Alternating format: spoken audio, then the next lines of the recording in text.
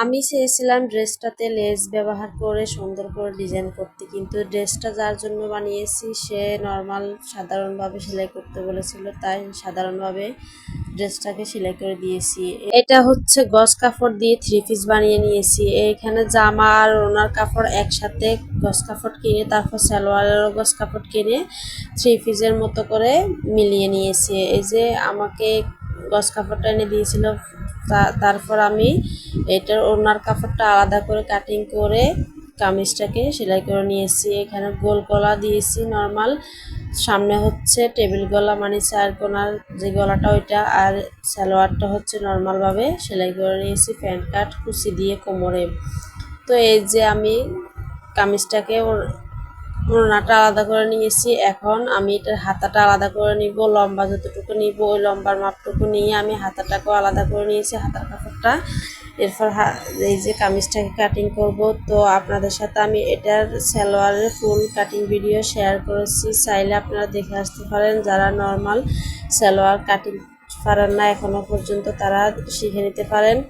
আর এটার কামিজের details video যদি চান আপনারা অবশ্যই কমেন্ট করে জানাবেন, তাহলে আমি ডিটেলস ভিডিও দেওয়ার চেষ্টা করবো আপনাদের সাথে।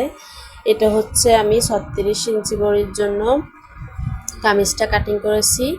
তো এই যে আমি কামিজটা এটার মাপে আরেকটা কামিজ ছিল ওইটার এটা একসাথে বসিয়ে একটার উপর একটা তারপর কাটিং করে নিয়েছি। এরপর তালফাটটা কাটিং করে নিব।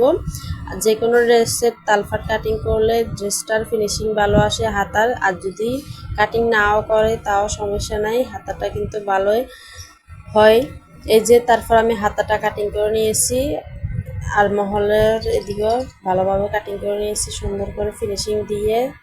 দুইটা হাতার আলমহলের এখানে আমি তালফাটটা কাটিং করে নিয়েছি সামনের দিকের। এরপর আমি সালোয়ারটাকেও কাটিং করে নিব। এই যে তো যাদের সালোয়ারের কাপড় কম থাকে কিন্তু ঘের অনেক দেওয়ার প্রয়োজন হয় তারা কিন্তু এই কুচি সালোয়ারগুলো বানাতে পারেন। প্যান্ট কাট সালোয়ার না বানিয়ে তাহলে সাইড থেকে কাপড় নিয়ে কুচি দেওয়া যায় বা উপর থেকেও কাপড় নিয়ে কুচিগুলো দেওয়া যায়, তাহলে আর সালোয়ারগুলো শর্ট হয় না।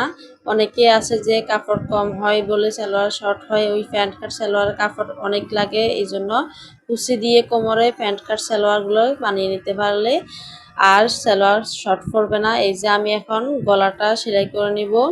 তো এই যে এটা হচ্ছে টেবিল গলা চার কোনা, আপনারা কে কী গলা বলেন এটাকে অবশ্যই কমেন্ট করে জানাবেন।